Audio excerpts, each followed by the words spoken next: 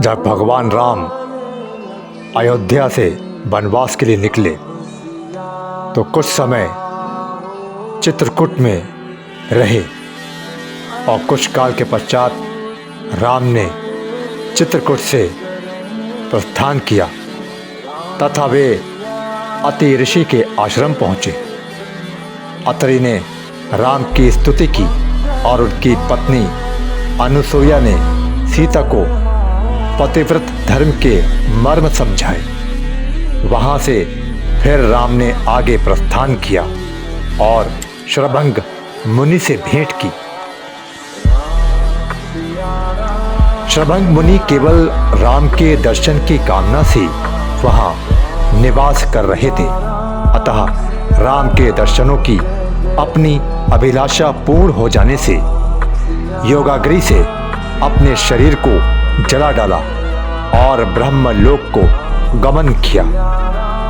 और आगे बढ़ने पर राम को स्थान स्थान पर हड्डियों के ढेर दिखाई पड़े, जिनके विषय में मुनियों ने राम को बताया कि राक्षसों ने अनेक मुनियों को खा डाला और उन्हीं मुनियों की हड्डियां हैं।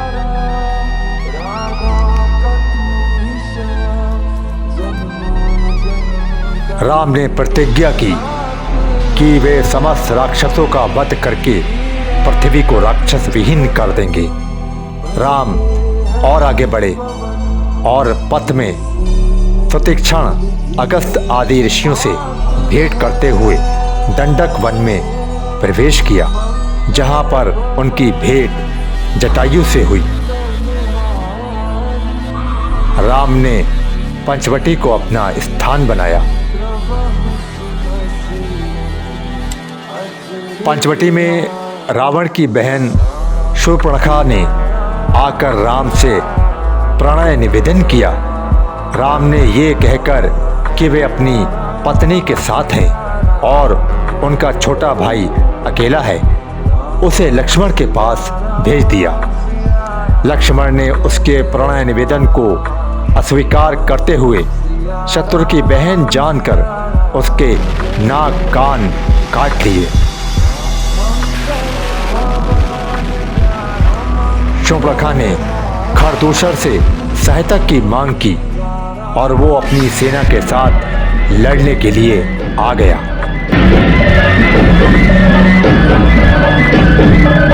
लड़ाई में राम ने खरदूषण और उसकी सेना का संहार कर डाला।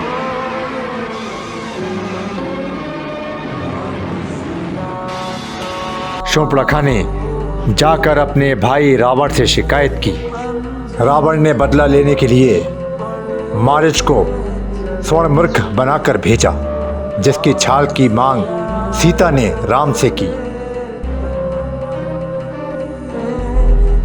लक्ष्मण को सीता की रक्षा की आज्ञा देकर राम स्वर्णमृग रूपी का क्रंदन किया, जिसे सुनकर सीता ने आशंकावश होकर लक्ष्मण को राम के पास भेज दिया। लक्ष्मण के जाने के बाद अकेली सीता का रावण ने छल पूर्वक हरण किया और अपने साथ लंका ले गया। रास्ते में जटायु ने सीता को बचाने के लिए रावण से युद्ध किया और रावण ने उसके पंख काटकर उसे अधमरा कर दिया। सीता को ना पाकर राम अत्यंत दुखी हुए और विलाप करने लगे।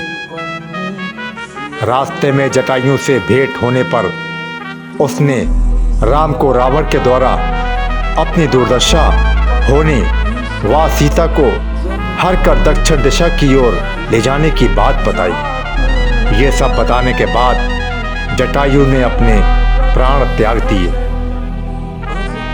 और राम उसका अंतिम संस्कार करके सीता की खोज में सघन वन के भीतर आगे बढ़े। रास्ते में राम ने दुर्वासा के श्राप के कारण राक्षस बने गंधर्व कबंध का वध करके उसका उद्धार किया और शबरी के आश्रम जा पहुंचे, जहां पर कि उसके द्वारा दिए गए झूठे बेरों को उसने भक्ति के वश में होकर खाया। इस प्रकार राम सीता की खोज में सघन वन के अंदर आगे बढ़ते गए।